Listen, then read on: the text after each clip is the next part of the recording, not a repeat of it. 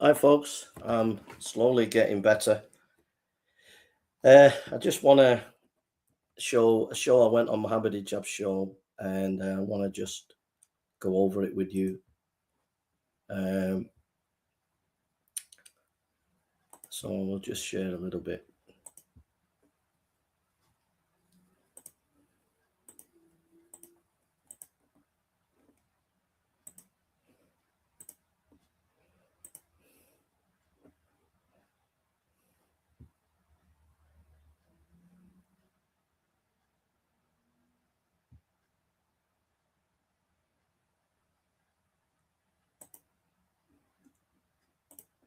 Christians, attacking the elderly, attacking the young.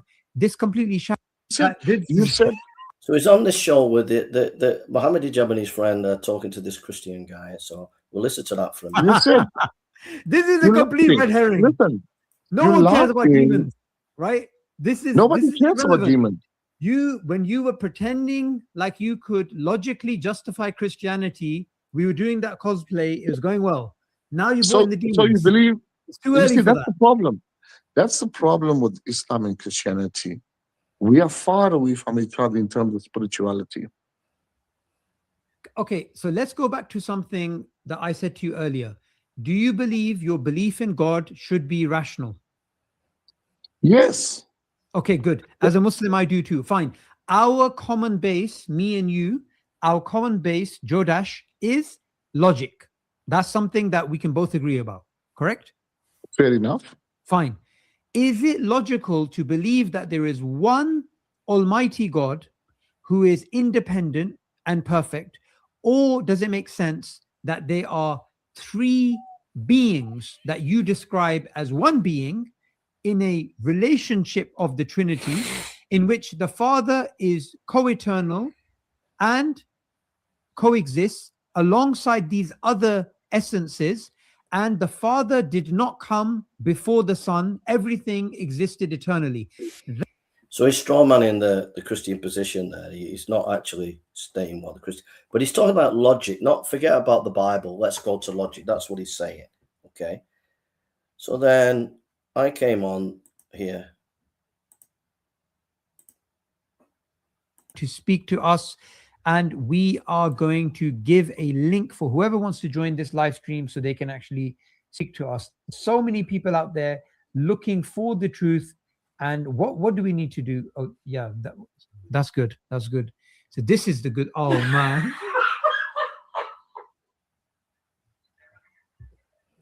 Hi folks, are you okay? Can we get on with the discussion? It's good to see you. Yeah, it's good. Yeah, how are you doing today? I'm okay, bro.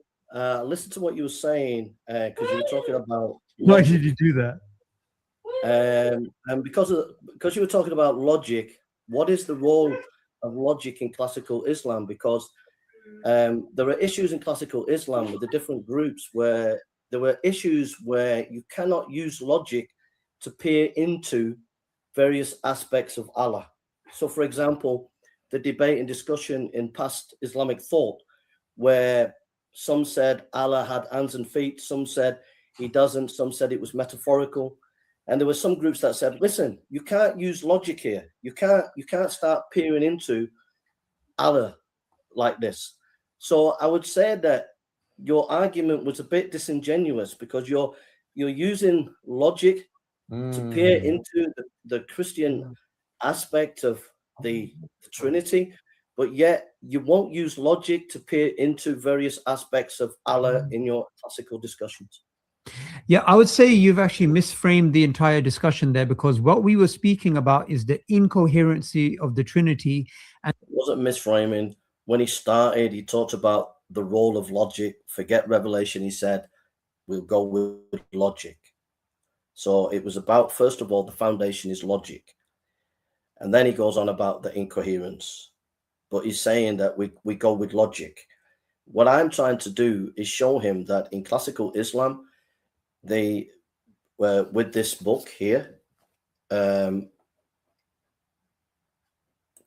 also you can read Yasser Qadhi. Thanks, bro. Yasser Qadhi, also a book by Yasser Qadhi the Science of Quran, and this book is the four major imams of the early Islam all saying you're to do theology first and foremost using the creed, using the Quran and the Sunnah, and they did not want to base their theology on any philosophical thinking. They wanted to base the theology on the Quran and the Sunnah.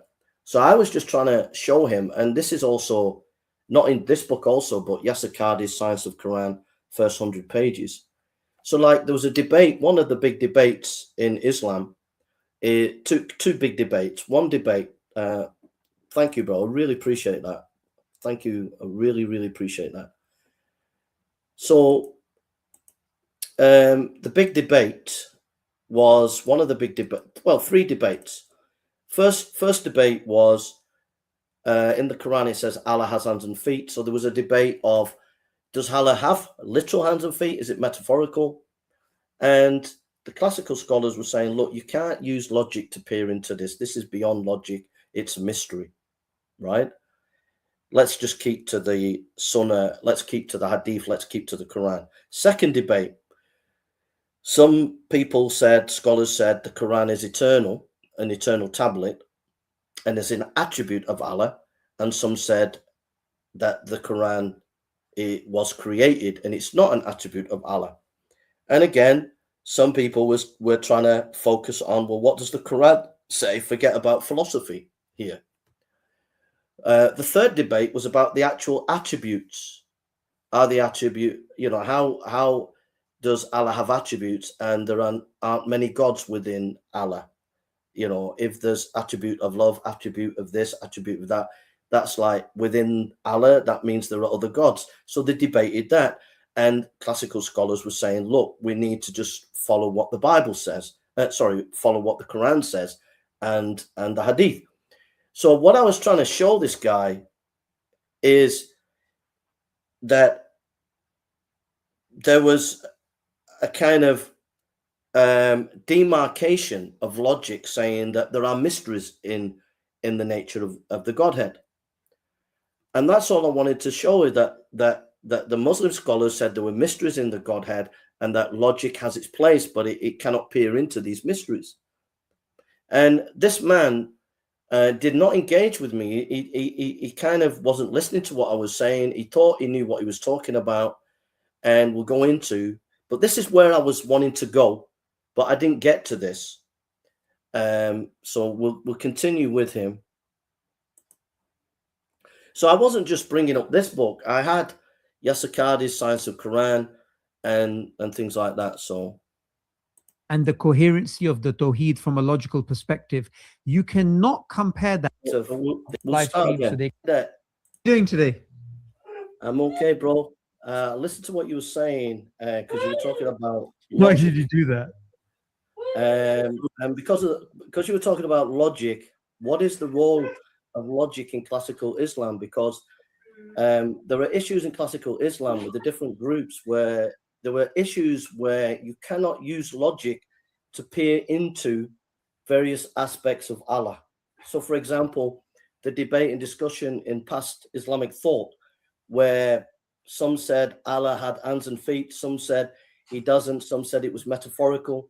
And there were some groups that said, listen, you can't use logic here. You can't start peering into Allah like this.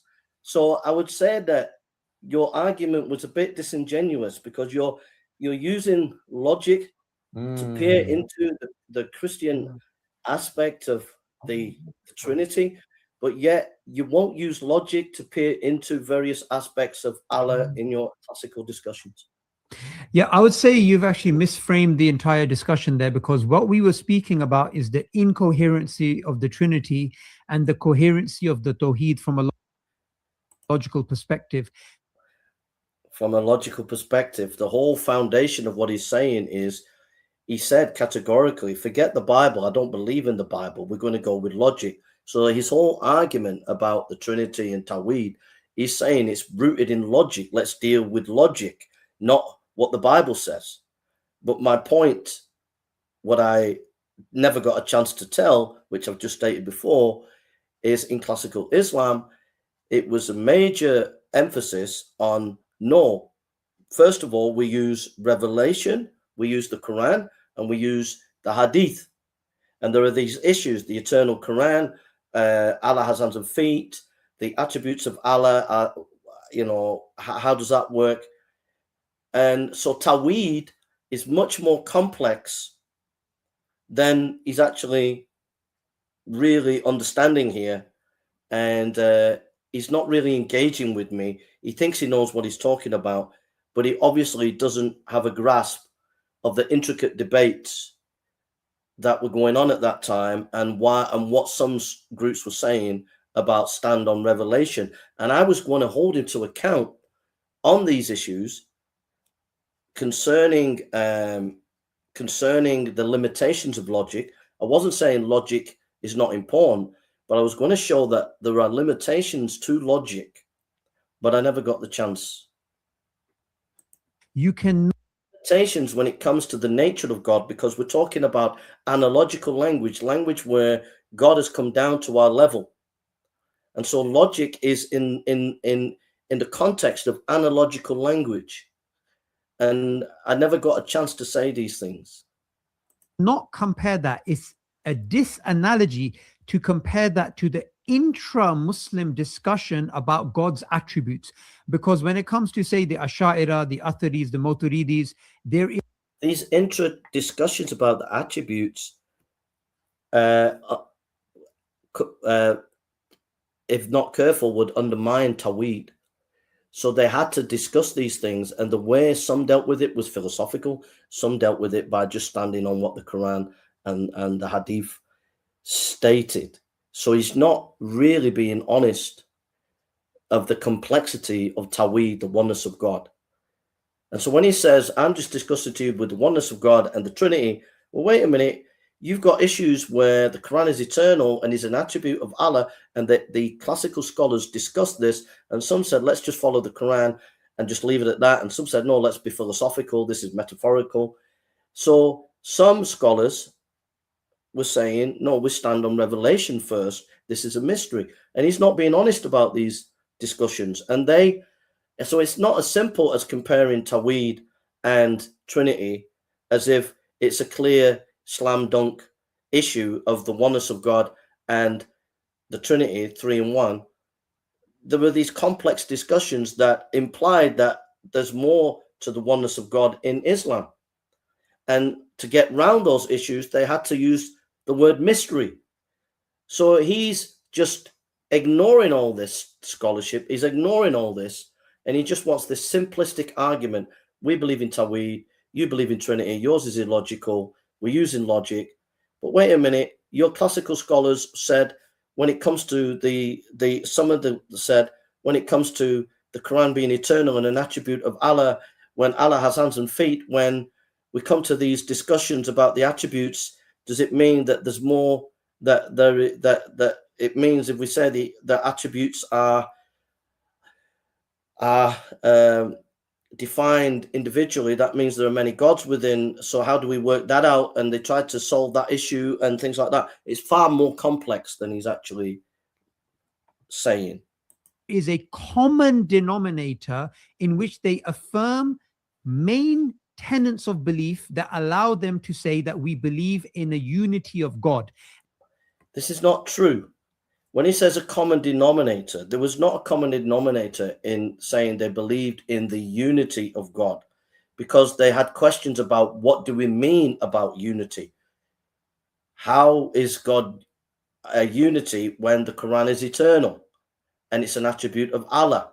So he's completely not honest about what he's talking about. That unity of God, there is no disagreement about. Now, when it comes to the attributes of God in the intra-Muslim discussion, that is something in which one group cannot say to the other that you have now denied the unity of God. We're actually having an intra-discussion about the attributes. So it's a complete disanalogy. And what I would say is the last person who came on board, he was trying to nuke the discussion in terms of trying to challenge logic by bringing in demons, and you're trying to do it by bringing in disanalogies. But it's basically the same thing. It's basically okay, we as Christians cannot justify our belief using logic. So what we're going to do is we're going to attack logic instead. So I would say to you, in a very simple way, I'm going to put the same question to you. How is it possible for there to be a finite dependent being like Jesus and a being like God who is completely independent and completely free of all need? These two natures are logically incoherent when you put them together. It's incompatible, rather. You cannot have them together. Do you agree with that at least? I've heard what you said. I think you're strawmanning the Christian position. You don't really understand the Christian position. And I would also say that you don't understand your own classical scholarship, like books like this, because it's not as simple as saying Talmud. What book is that? Let me finish, please. Right. So he's strawmanning the Christian position. He's talking about God is finite because it's Jesus. He talks later on about God, earlier on about God died. How can God die? It's strawmanning the Christian position. Christian position is two natures in one person. It's a mystery. And so that's the Christian position. So when you start putting tags like that, you're strawmanning the Christian position, right? What I'm alluding to is this, is that when we're talking about God, we are using analogical language. I'm using John Cornelius Van Til here, if anybody wants to do research. We're using analogical language, meaning language that God is using so we can understand God.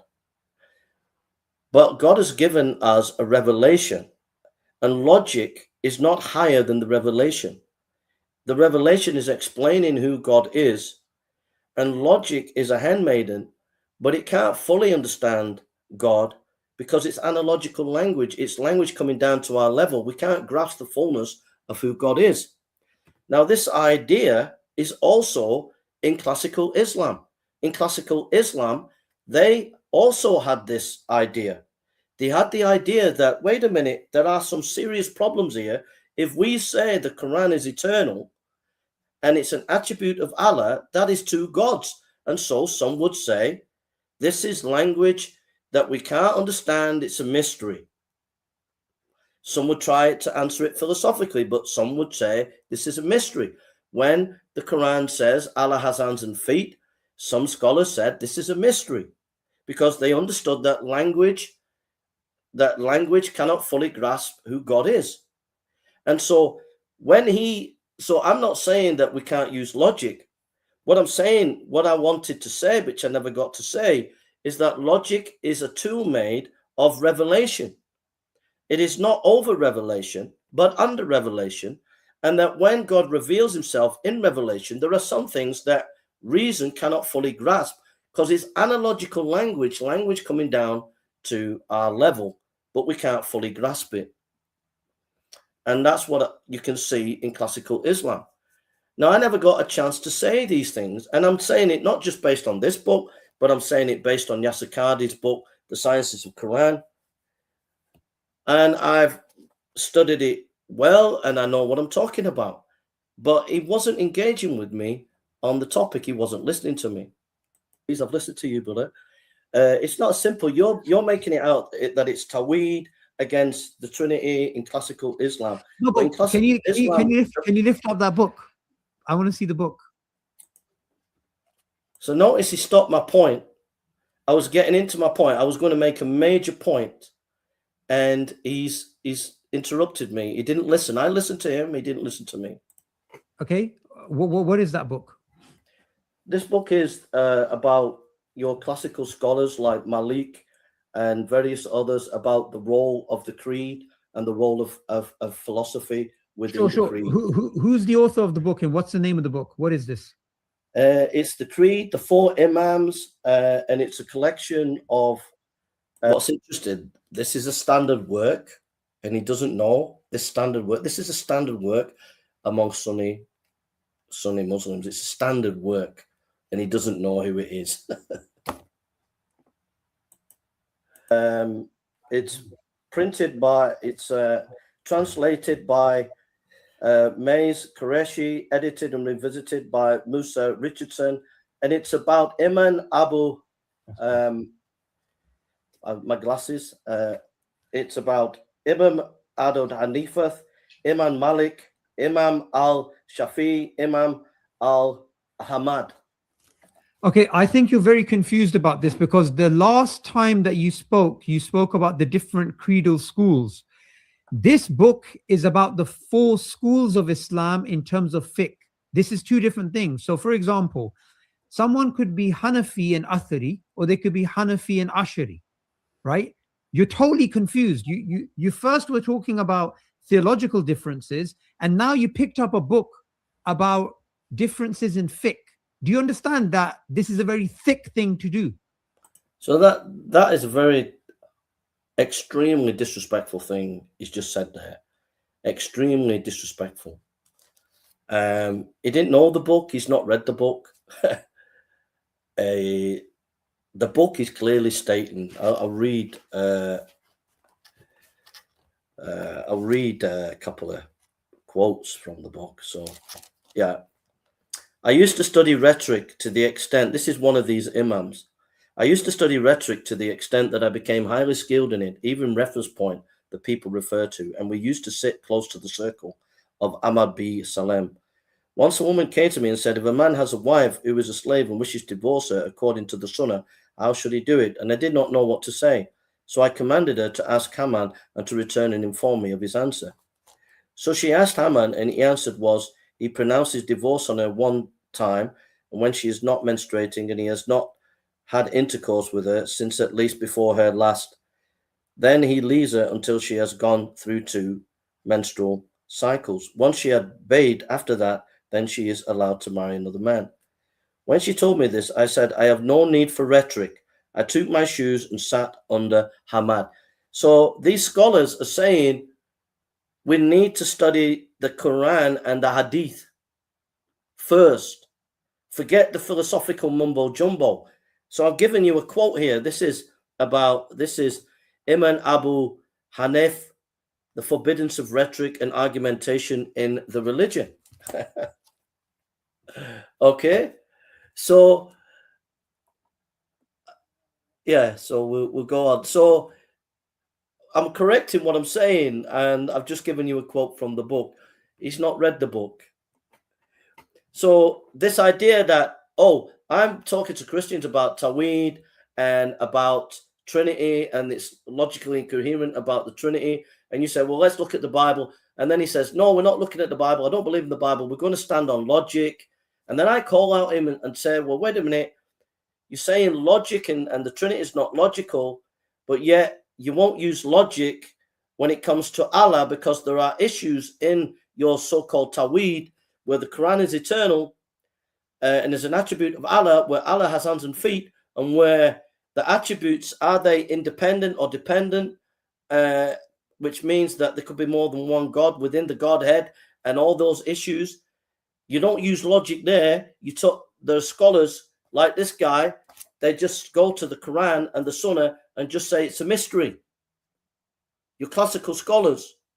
So it's not as simple as Tawhid and Trinity and we're all going to use logic, because logic ultimately is not higher than revelation. And that's even in your classical Islam. Revelation is higher than logic. And revelation is analogical. It's language that God is using for us to understand him. And logic sometimes cannot fully grasp that language. And that is even in ancient Islam, in their scholars, on the discussions. So he has pivoted away from this as if I don't know what I'm talking about. And if you notice, he didn't deal with any specific issue I mentioned about Allah has hands and feet. I mentioned that. He doesn't go into that. He just skips everything because he knows it will contradict what he's saying. Right. Can you clarify? Do you understand what's going on? Can you clarify for me then? Could you really clarify for me? Is it true or not that you had classical scholars that were against philosophy concerning the creed? Wait a minute. Can you clarify? Can you clarify that these classical scholars said that if you're going to do theology, that it has to be rooted in revelation, it has to be rooted in the Quran, and it has to be rooted in the hadith. Could you clarify this for me? Okay, good. So let me clarify something for you. Listen. In Islam, we have a place for reason and revelation.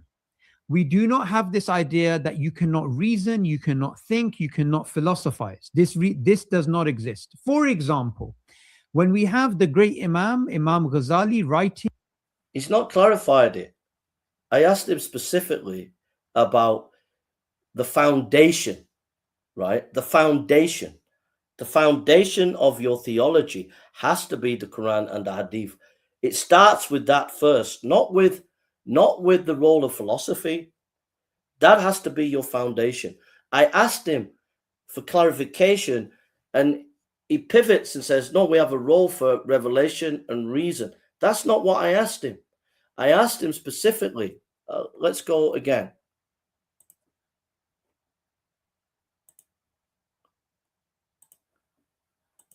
Can you clarify? Do you understand what's going on? Can you clarify for me then? Could you really clarify for me? Is it true or not that you had classical scholars that were against philosophy concerning the creed? Wait a minute. Can you clarify? Wait a minute. Can you hear? Did you hear? Concerning the creed. I said concerning the creed. Clarify that these classical scholars said that if you're going to do theology, that it has to be rooted in revelation, it has to be rooted in the Quran, and it has to be rooted in the hadith. Could you clarify this for me? Okay, good. So let me clarify something. So let me see if he clarifies. Does he deal with the issue of you do theology, i.e. the creed has to be rooted in the hadith and the Quran? That's what I asked him. And the theology is rooted in the hadith and the Quran. It has to be rooted. It has to be the foundation. That's what I'm asking for clarification, and specifically in the area of creed. So let's see what he says. For you. In Islam, we have a place for reason and revelation. We do not have this idea that you cannot reason, you cannot think, you cannot philosophize. This does not exist. For example, I didn't ask that. I'm asking, when you do the creed, are you using logic first or revelation? Are you using logic or the Quran and Hadith first as your foundation? Because the creeds are based on the Quran and the Hadith. They're not based on philosophy. I know there was a role of philosophy with debates and discussions, but that's not what I'm dealing with. I'm showing him and trying to show people that when he said we don't use the Bible, we use logic. When we go to his classical scholarship, when we go to his creeds, those creeds are based on the Quran and the Hadith. So he's contradicting himself. So he's not dealing with my question. When we have the great Imam Ghazali writing about the incoherence of the philosophers, it doesn't mean that he is saying my scholars are earlier and more important than Ghazi. That scholar's later. It's incoherent to be rational. It's incoherent to think. It's incoherent to use your mind. He was arguing against a particular group of people who held views that he deemed to be heretical. And he actually proved that these people had heretical views. He himself, if you look at his writings, if you look at his justification, if you look at the way that he was using logical arguments, he is using today what we would classify as a type of philosophy.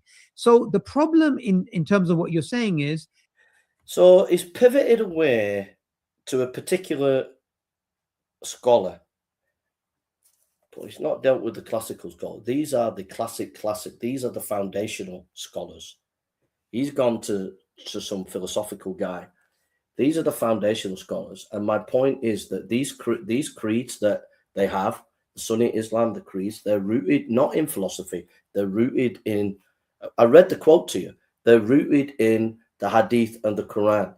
And so my point, which I didn't get to state, is that in Islam, when it came to theology, the classical Islam, way before this other scholar that he mentioned, in classical Islam, there were a number of classical scholars, i.e. these ones, that said when you're doing the creed, it's got to be rooted in the Quran and the Hadith.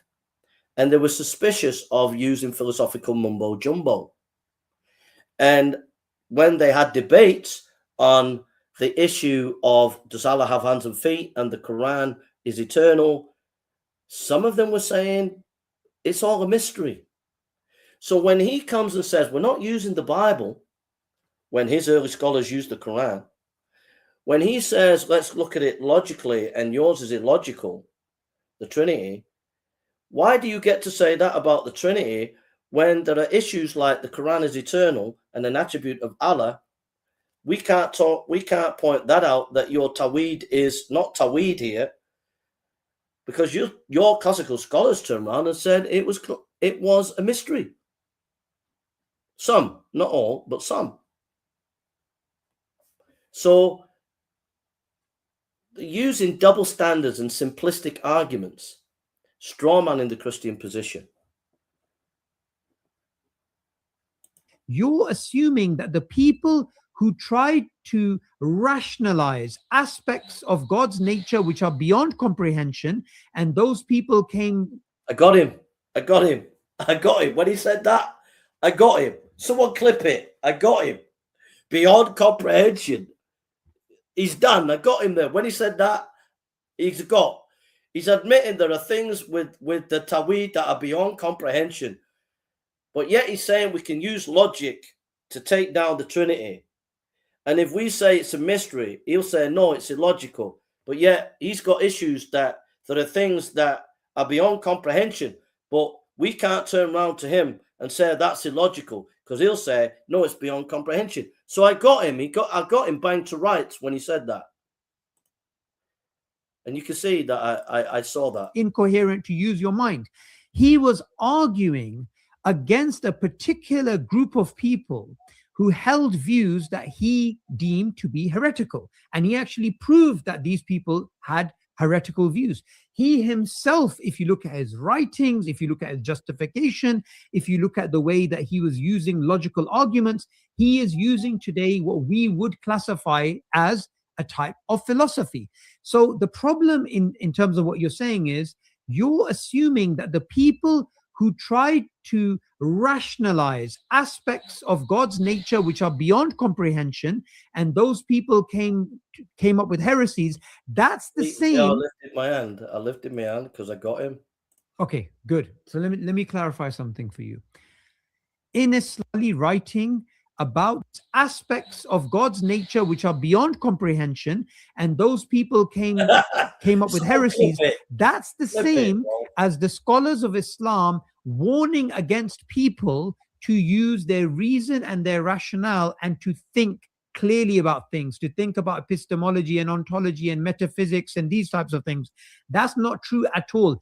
In Islam, you have a very clear case throughout the centuries of Islam that we champion reason, we champion critical thinking, and we champion philosophical thought when it comes from the perspective of talking about metaphysics and causality and epistemology and all these types of things. Why is it that in every century of Islam, we have Muslim scholars speaking about this? So this is, again, one of those disingenuous Christian tactics in which they try and use a intra-Muslim discussion, and then they try and twist it to make it look like Islam is against logic. And they all do it when Muslims are using logic to challenge the Trinity. Right. It's no way gonna go towards helping you to formulate an argument for the truthfulness of the Trinity by attacking logic itself. Because look, if you're gonna attack logic itself, then from a contradiction, I want you to understand a philosophical point. From a contradiction, anything follows. So if you're going to attack logic and you're going to say, look, we cannot trust logic, which is what the previous guy tried to do, which is what you were trying to allude to earlier, from that point onwards, nothing else follows. Right. First of all, you need to engage with me. So they took me off there. He didn't engage with me, right? I never said you can't use logic. And I quite understand that in the history of Islam, they were using logic and philosophy and in epistemology and the debating for Tawhid. So I was going to say to him, I grant you all that. I agree with all that, but you've not dealt with my issue. You've completely not dealt with what I'm saying. I never said we can't use philosophy. We can't use logic. You're not willing to listen to me and engage with me. That's what I would have said. I said, I would have said, again, could you clarify to me, in your classical Islam, when you are writing a creed, is it rooted first and foremost in the Quran and the Hadith? That's the first question, again, I would have asked him. Secondly, can you clarify, is it true or not that some classical scholars would say that Allah has hands and feet are a mystery, that the attributes of Allah are a mystery, that the eternal Quran is an attribute of Allah, is a mystery? Could you clarify, is that the case or not? Because I grant you all that you've said, but you've not dealt with what I'm actually dealing with. You're not even engaging with me or understanding where I'm coming from. You don't even understand theologically where I'm coming from. I'm coming from a Cornelius Van Til apologetic here. So you're not even aware of where I'm coming from and engaging with you. You're not intellectually engaged. And the fact that I came on and he said I'm thick, the fact that they took me off shows you how disrespectful and disingenuous these guys are. So in top and bottom of it, why have I done this video? Because this man said, we're not using the Bible. I don't believe the Bible. We're going to use logic. And then he started attacking the brother about the Trinity is not logical. And the first thing I wanted to point out to him, which I did get to say, that he's straw man in the Christian position. He doesn't understand it. The second thing is he doesn't understand his classical scholarship, which he didn't. He went off on a tangent about the Muslims had this philosophical tradition in every century. Granted, don't disagree, 100% agree with you. I can with what I'm actually talking about. You're completely on a different plane to what I'm actually alluding to. He talked about, I don't believe in logic and we can't use logic. I never said that. I'm not saying that because you're not engaging with me. I didn't get a chance to actually give my position, which would have been a Van Tillian position about analogical language, which also goes back to Herman Bavinck and Reformed systematic theology. I never got a chance to talk about that. I never got a chance to talk about Yasser Qadhi, Science of Quran, and the history of the debates of the nature of Tawhid, that it was far more complex than he's actually saying. What I wanted to say is revelation is higher than reason. Even in Islam, that is the case. We can see that, and he actually admitted in the beginning, in the middle, that there are things that you cannot comprehend about Allah. So he actually admitted it without realizing it.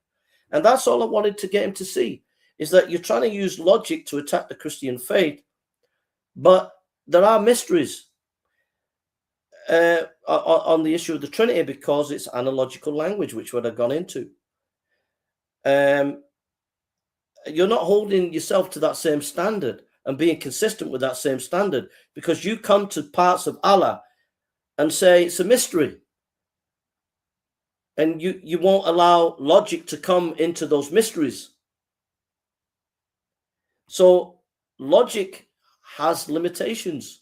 It cannot fully grasp the nature of who God is. It's limited. And that is in classical Islam, and that is in Christianity, because for Christianity, revelation is higher than reason. It's not saying we can't use reason or reason's not important, but it's a handmaiden to revelation. And that is also the same in Islam. And he misunderstood that, he misrepresented that, and because he wasn't engaging intellectually with me, because he was arrogant and thought he knew his topic, he didn't really understand where I was coming from.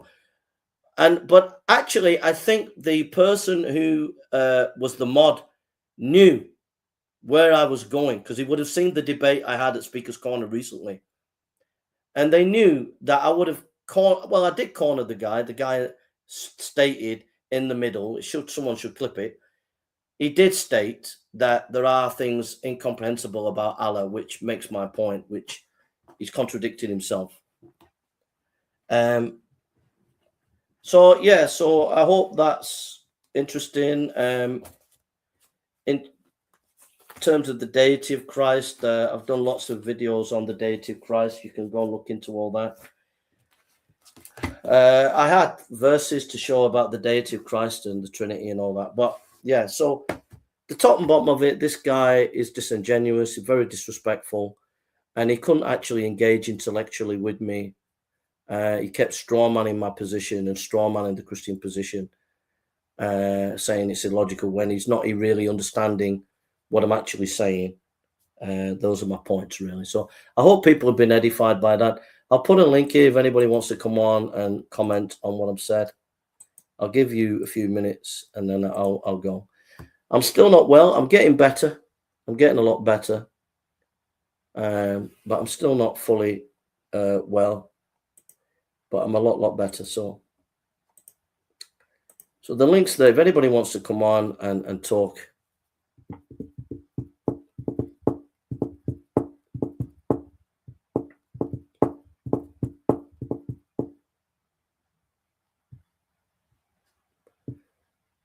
Thanks a lot, bro. Much appreciated, mate. Thank you.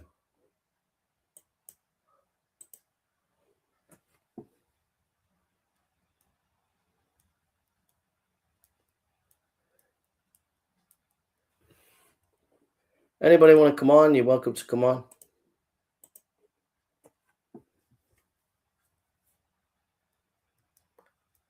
So my advice is these people are disingenuous. I wouldn't go and talk to these guys. They're not sincere. They're not honest.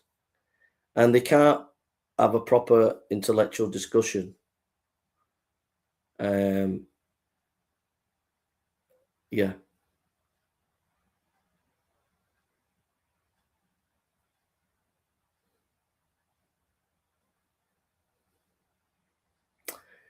So the link's there if anybody wants to come on. And I'll just give a few minutes anybody wants to come on.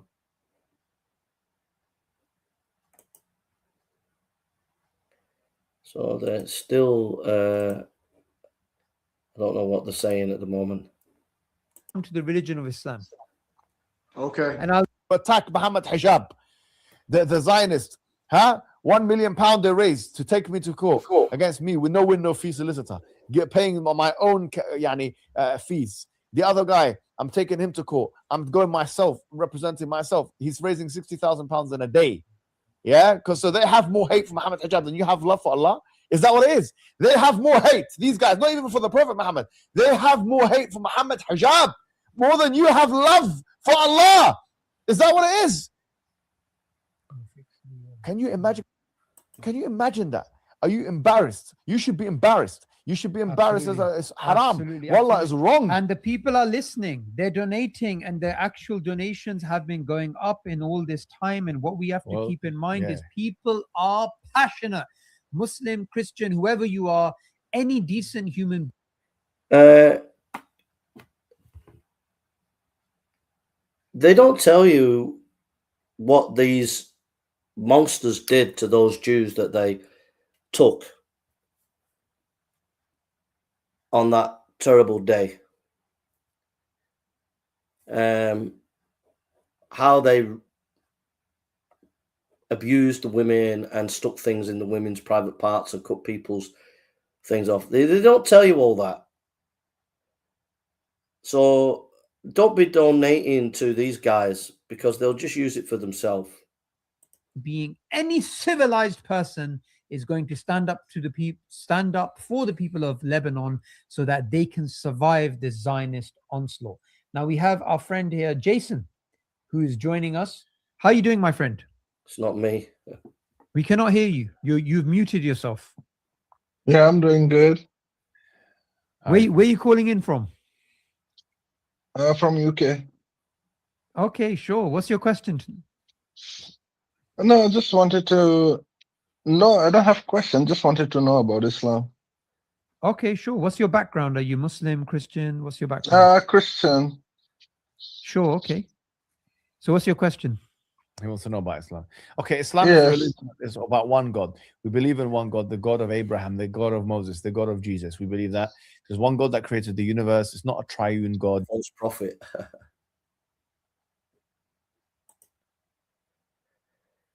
Anyhow, I'm going to go, folks. Don't forget to support. They're on about supporting their cause. I'm trying to preach the gospel, trying to get the gospel out. I need a lot of encouragement and support.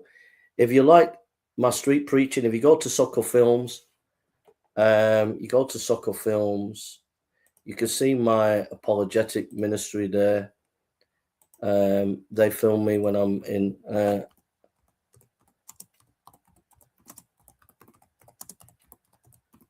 So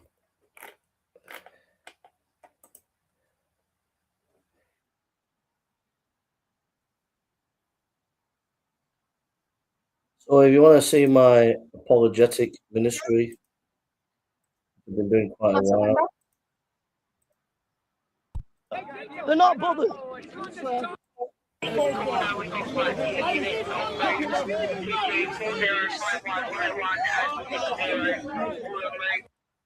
Well, hit me in the head.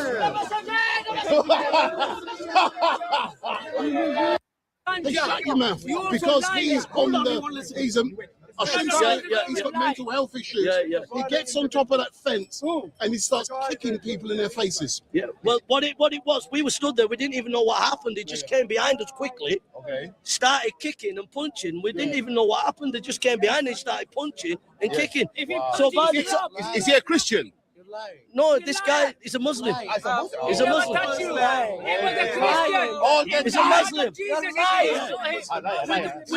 We didn't even know. He just jumped behind us quick.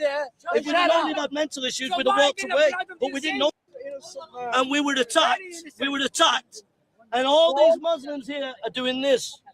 That tells you if patriots don't wake up, our country's finished. Finito. We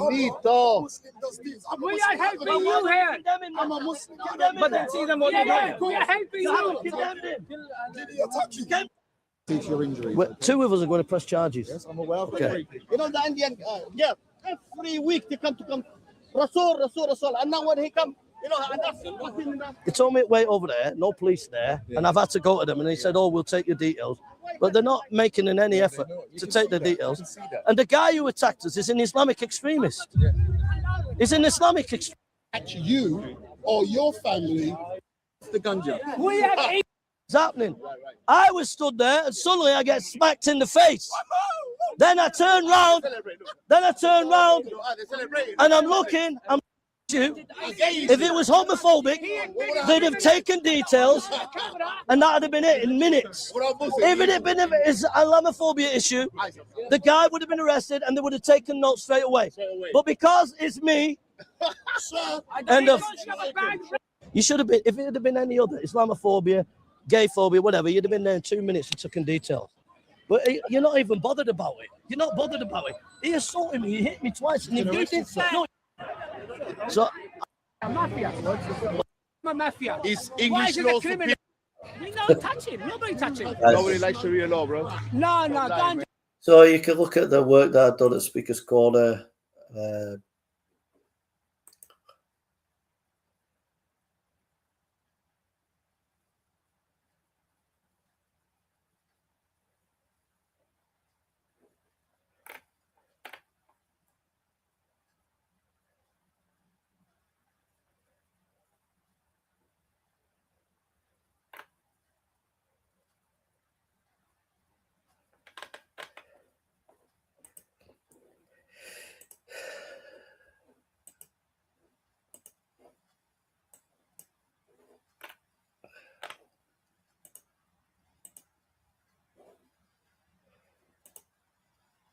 So there we are. Anyway, I'm going to go.